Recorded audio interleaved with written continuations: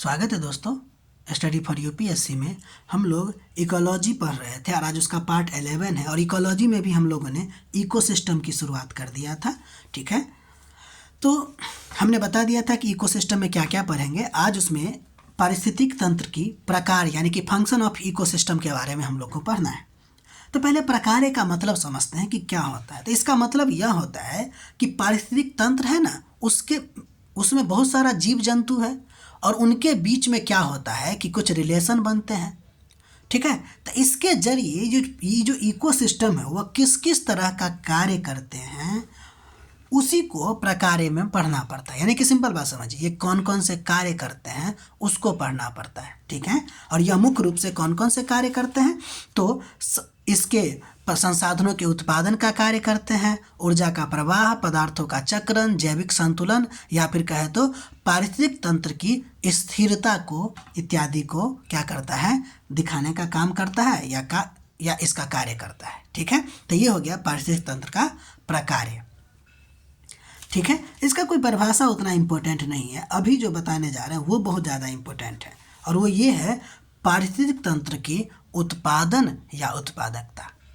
ठीक है, तो ध्यान से एक एक शब्द को चलिएगा, देखिएगा और पढ़ते चलिएगा। देखिए, तो पहले अगर पूछा जाएगा पारिस्थितिक तंत्र की उत्पादकता क्या होता है, ठीक है ना, तो अगर हमको इसका डिफिनीशन देना होगा तो कहेंगे कि यह किसी भी क्षेत्र में ना संपूर्ण कार्बनिक पदार्थों की मात्रा को प्रदर्शित करता है। यानी पारिस्थितिक तंत्र की उत्पादकता का क्या मतलब, तो किसी क्षेत्र की संपूर्ण बायोमास की मात्रा को हम लोग क्या कहते हैं, या संपूर्ण बायोमास को हम लोग क्या कहते हैं, पारिस्थितिकी उत्पादन कहते हैं। और ये जो संपूर्ण पारिस्थितिक यानी कि संपूर्ण कार्बनिक पदार्थ है वह जिस रेट से उत्पादन हो रहा है उसको हम लोग कहते हैं पारिस्थितिक तंत्र की उत्पादकता यानी कि प्रोडक्टिविटी। तो ये हो गया प्रोडक्शन और ये हो गया प्रोडक्टिविटी। ठीक है, तो इस बात को ध्यान दीजिएगा कि ये उत्पादन और उत्पादकता हमको पढ़ना क्यों जरूरी है, ताकि हम पारिस्थितिक तंत्र में ऊर्जा और पदार्थ के प्रवाह को समझ सकें। ठीक, अब यहाँ जो आप देखें संपूर्ण कार्बनिक पदार्थों की मात्रा, इसको हम बायोमास जो आपको बोल दिए, अक्सर इसको बायोमास के रूप में भी जाना जाता है। ठीक है, अब हम लोग आगे बढ़ते हैं। उम्मीद है आप लोग नोट बना रहे होंगे। ध्यान दीजिए, अगर आप लोग से पूछा जाए कि बायोमास होता क्या है तो आपको बता दिया संपूर्ण पदार्थों की मात्रा। फिर भी ध्यान दीजिए कि यह एक प्रकार का मात्रिक रूप होता है, यानी कि कितनी मात्रा में है मात्रा। जैसे 5 kg में तो हम सिर्फ यहाँ पे 5 याद रखते हैं ना, 5 kg, उसी प्रकार ये मात्रिक रूप है। जबकि पारिस्थितिक उत्पादन की अगर हम बात करेंगे तो उसमें हम उस मात्रा तो देखते ही हैं, साथ ही साथ किस रेट से हो रहा है वो भी हम देखते हैं कि किस रेट पर बायोमास बन रहा है। ठीक, तो ये हो गया आपको पारिस्थितिक तंत्र की उत्पादन और उत्पादकता, बहुत ही VVI है। ठीक है, अब देखिए पारिस्थितिक तंत्र की उत्पादकता की जब हम बात करते हैं तो इसके 2 पार्ट होते हैं या 2 प्रकार होते हैं। पहला प्राथमिक उत्पादन या उत्पादकता, जिसको हम लोग कहते हैं प्राइमरी प्रोडक्शन या प्रोडक्टिविटी, और दूसरा होता है द्वितीयक उत्पादकता या उत्पादन, सेकेंडरी प्रोडक्टिविटी या फिर सेकेंडरी प्रोडक्शन। तो पहले हम लोग देख लेते हैं प्राथमिक उत्पादकता। ठीक है, देखिए आप जानते हैं कि पर्यावरण में पौधा जो होता है या हरे पौधा जो होता है उसको हम लोग क्या कहते हैं, प्राथमिक उत्पादक कहते हैं। और वो क्या करेगा, आपको अपना सूर्य के प्रकाश की उपस्थिति में भोजन बनाता है, तो वो जो ऊर्जा की मात्रा बनाता है जितना, उसी को हम लोग क्या कहते हैं, प्राथमिक उत्पादक या उत्पादन या सकल प्राथमिक उत्पादन कहते हैं, ग्रॉस प्राइमरी प्रोडक्टिविटी कहते हैं। समझे, यानी कि पौधा है वो सूर्य के प्रकाश की उपस्थिति में सूर्य के प्रकाश को यानी कि रासायनिक ऊर्जा में बदल देता है ना, प्रकाश ऊर्जा को रासायनिक ऊर्जा में बदल देता है। तो वो जितनी मात्रा है ना उसी को हम लोग क्या कहते हैं, प्राथमिक उत्पादन, या फिर शुद्ध टर्म में कहें तो सकल प्राथमिक उत्पादन। ठीक, अब एक बात बताइए, क्या ये जो प्राथमिक उत्पादन है या सकल प्राथमिक उत्पादन है, क्या वो हम लोग के यानी कि शाकाहारी के लिए उपलब्ध होगा क्या शाकाहारी यही भोजन खाते हैं क्या? तो एक वक्त के लिए लगेगा, ये बात तो सही है, लेकिन यहाँ पे गलत हो जाएगा। ठीक है ना, इसलिए ध्यान दीजिए।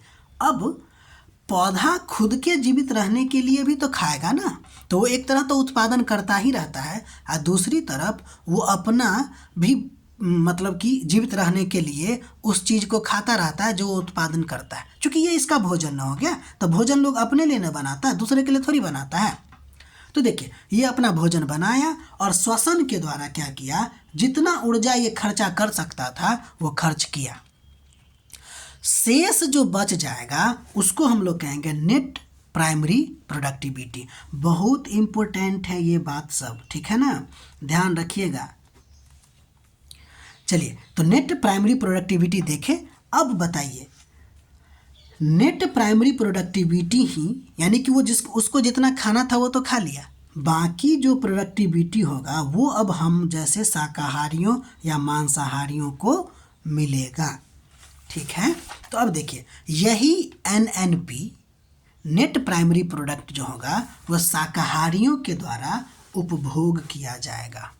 अतः ये बात ध्यान रखिएगा कि ग्रॉस प्राइमरी प्रोडक्ट जो है वह शाकाहारियों या अगले स्तर के जीवों यानी कि ट्रॉपिक लेवल जो होता है फूड चैन में, उसको नहीं मिलता, बल्कि क्या मिलता है, NNP मिलता है, ठीक है। तो ये था आपको प्राथमिक उत्पादकता या प्राथमिक उत्पादन। अगला चीज़ देखते हैं द्वितीय उत्पादन। ये कुछ नहीं है, ये बहुत सिंपल है कि ये जो NNP है ना वो अब मिल जाएगा किसको, शाकाहारियों को। तो ये इसके लिए क्या हो जाएगा, ये हम लोग को समझना है कि ये द्वितीय उत्पादकता होगा, ठीक है। अब इसका भी क्या करेगा, शाकाहारी जो है वो एसिमिलेशन करने का काम करेगा, श्वसन के द्वारा अपने शरीर में उसको मतलब कि पचाने की कोशिश करेगा, और वो जो पचाएगा यानी कि वो स्वांगीकरण करेगा, और फिर वही क्या कहलाएगा, आपको द्वितीय उत्पादकता कहलाएगा। यानी कि पौधे से जो NNP शाकाहारी को मिलता है, अब शाकाहारी या उपभोक्ता क्या करेगा, इस पदार्थों का स्वांगीकरण जिस रेट से करेगा वही द्वितीयक उत्पादकता कहलाएगा। अतः अगर हम कहें कि पौधों के द्वारा बनाई गई शुद्ध ऊर्जा शाकाहारी जीवों को मिलता है, और शाकाहारी इस ऊर्जा को क्या करेगा, अपने शरीर में बदल लेगा, उसके बाद जो ऊर्जा इसके पास बचती है वही ऊर्जा अगले स्तर के जीवों या कहे तो मांसाहारियों को भोजन के रूप में मिलती है, ठीक है। तो ये जो हम देख रहे हैं उत्पादन या उत्पादकता, वो क्यों जरूरी है, तो एक्चुअली में किसी भी क्षेत्र के ऊर्जा प्रवाह को निर्धारण करने में प्राथमिक उत्पादकता का बहुत ही ज़्यादा महत्व होता है, ठीक है। अगर आप लोग इकोलॉजी का क्लास नहीं किए हैं ना, तो ये सब आपको लगेगा कि हम क्या पढ़ रहे हैं, कुछ समझ ही में नहीं आ रहा है। लेकिन जब आप UPSC का PYQ या नहीं तो टेस्ट सीरीज बना रहे होंगे, तो ये सब चीज़ आपको देखने को मिलेगा, तब आपको लगेगा कि हम लोग क्या पढ़ रहे हैं, ठीक है। तो ये था आपको आज आपके लिए पारिस्थितिक तंत्र के प्रकार्य के बारे में। अभी इसमें ना ऊर्जा का प्रवाह भी देखना है, पदार्थों का चक्रण भी देखना है, और पारिस्थितिक तंत्र अपने आप को स्थिरता कैसे लाती है वो भी हम लोग को देखना है, ठीक है। तो इतना आप लोग नोट बनाइएगा, अपना पढ़ाई करते रहिएगा, ठीक है। मिलते हैं हम लोग अगले वीडियो में।